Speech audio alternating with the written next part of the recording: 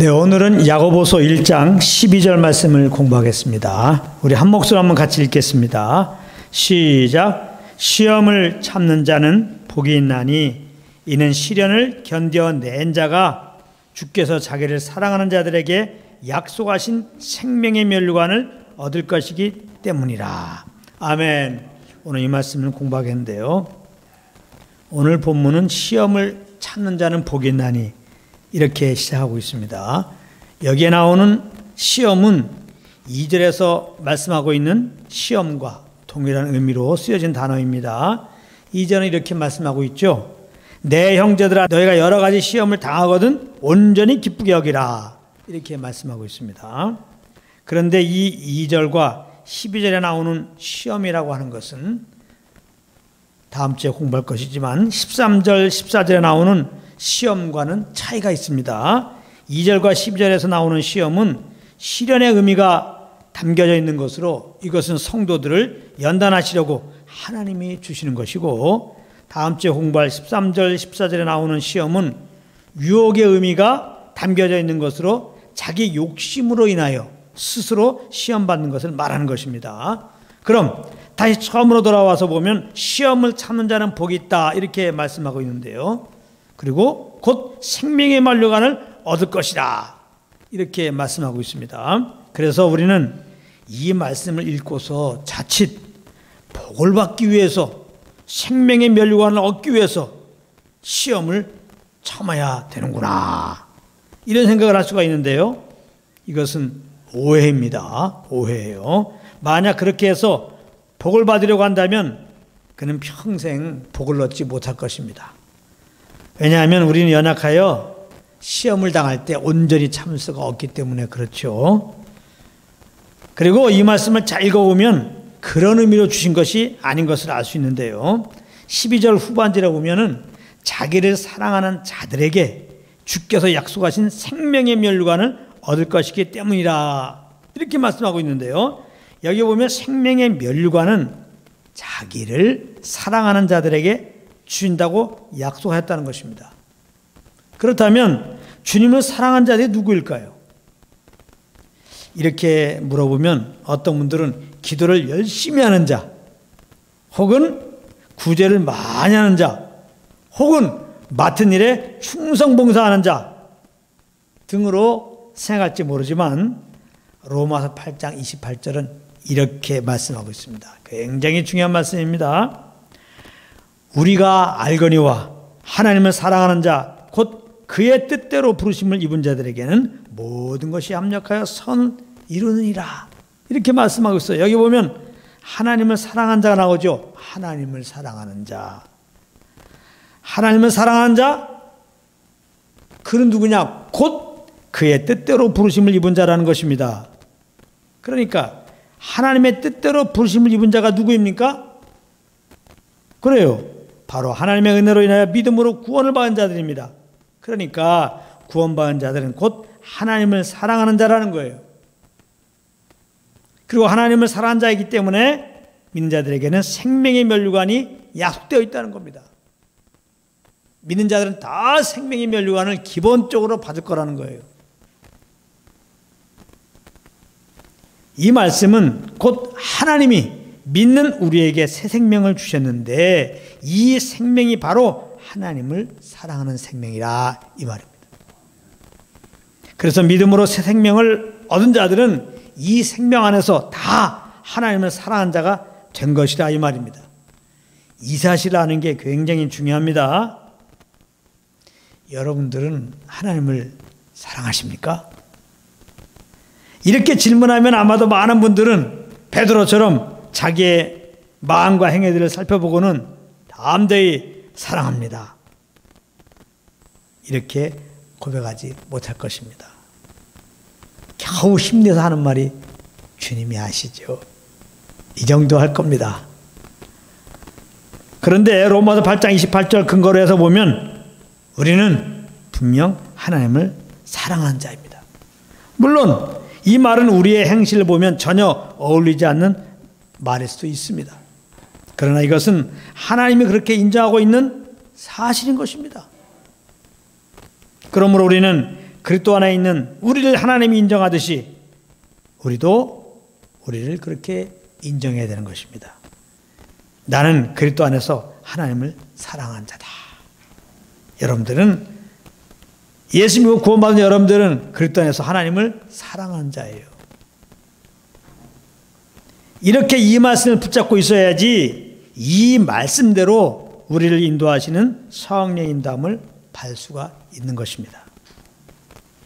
그리고 혹 연약하여 세상에 내 마음이 빼앗겼을 때도 얼른 성령의 지적 앞에 내 잘못을 인정하며 다시 성령을 쫓아 행할 수가 있게 되는 것입니다. 그러니까 오늘 본문의 말씀은 하나님께서 시험을 참아내는 우리의 행실을 보고 있다가 우리의 온전한 인내가 인정이 되면 그때 복을 주시겠다고 말씀하신 것이 아니라 이 말입니다. 오늘 본문의 말씀은 믿는 우리들은 그리스도 안에서 하나님을 사랑한 자가 되었기 때문에 하나님을 사랑하라고 지금 말씀하고 있는 겁니다. 그리스도 안에서 시험을 참는 자가 되었기 때문에 시험을 참으라고 말씀하고 있는 거예요. 그렇기 때문에 이 말씀은 곧 시험을 당하게 되면 더욱더 성령님과 교통 가운데 있으라는 말과 똑같은 것입니다. 왜냐하면 그렇게 해야지 우리가 하나님의 사랑으로 말미암아 그리스도 안에서 하나님을 사랑한 자가 된 것을 알고 그 받은 사랑으로 하나님을 사랑할 수가 있기 때문에 그렇습니다. 시험을 참을 수가 있다 이 말입니다. 아무리 우리가 하나님을 사랑하고 시험을 참대로 새롭게 되었어도 성령님과 함께 하지 않으면 우리는 그 사실을 새까맣게 잊어버리고 육신의 죄악을 쫓아 행함으로 시험을 참지 못하게 되는 거예요. 그래서 우리는 무시로 성령과 교통 가운데 있어야 하는 것입니다. 성령님은 우리가 시험을 당할 때 예수 그리스도의 인내를 생각나게 하시고 그 인내로 인내하게 하시는 것입니다.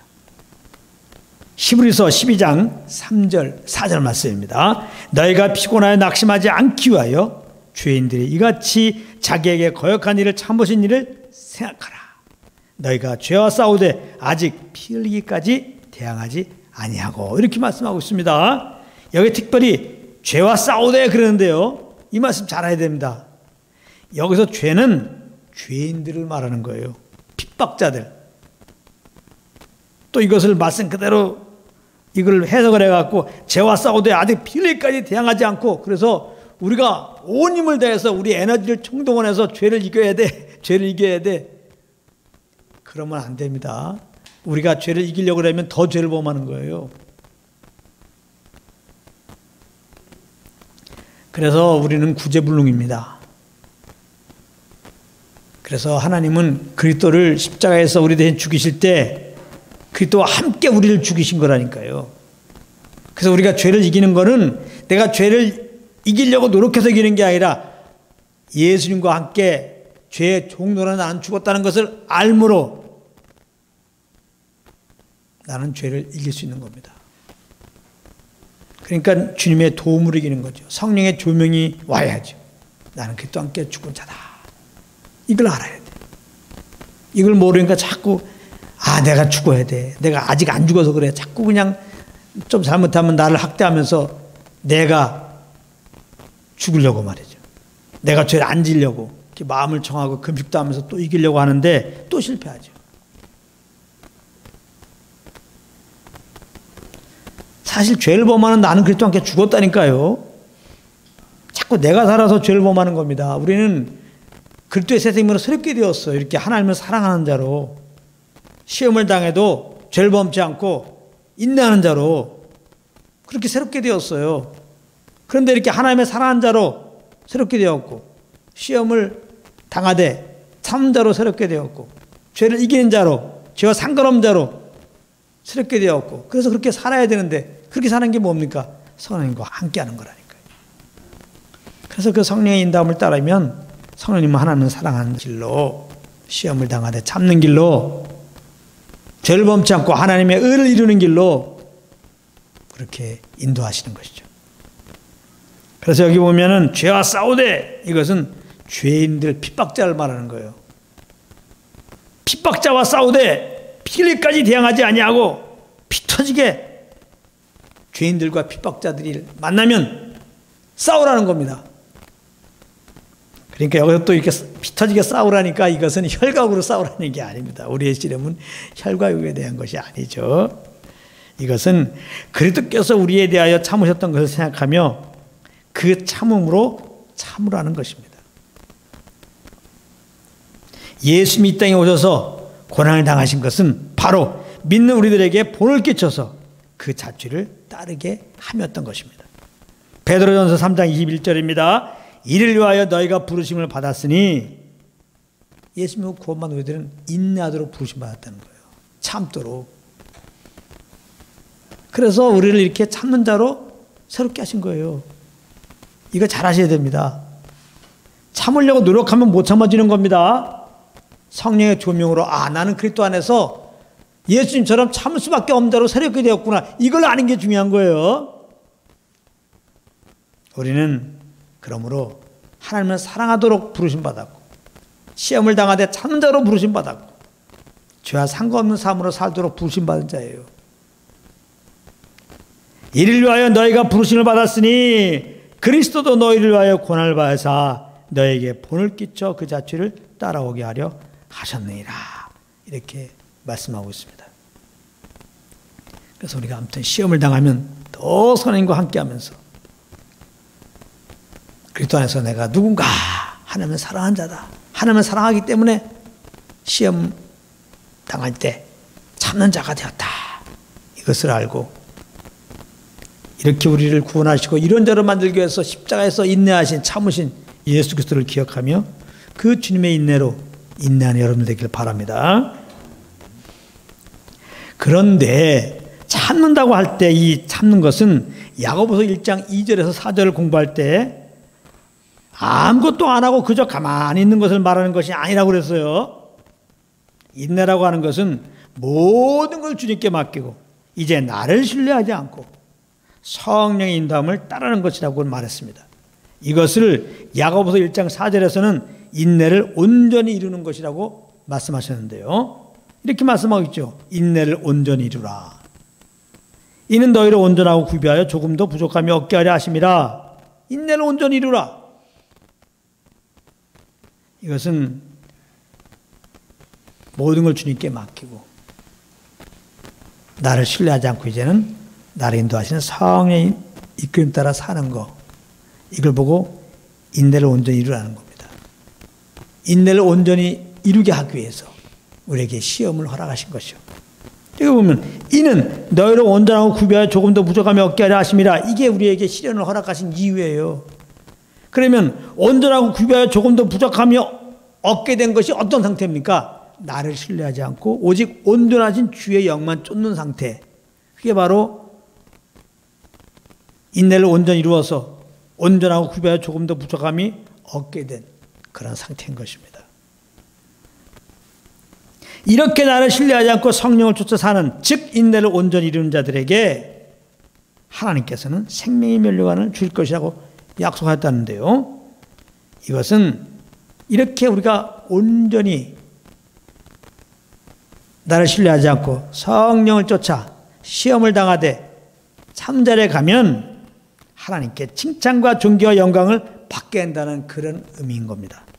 베드로전서 1장 7절입니다. 너희 믿음의 시련이 불로 연단해도 없어질 금보다 더 귀하여 예수 그리스도에 나타나실 때에 칭찬과 영광과 존귀를 얻게 하려 함이라. 이렇게 말씀하고 있어요. 결론을 맺겠습니다.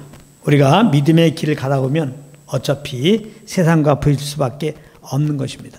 그러나 그럴 때마다 우리와 함께 하시는 성령님은 더욱더 그리스도의 그 십자가의 은혜와 하나님의 사랑을 알려준다는 사실을 기억하고 우리는 주님의 음성에 더 귀를 기울이는 그런 자리에 가야 되는 것이죠.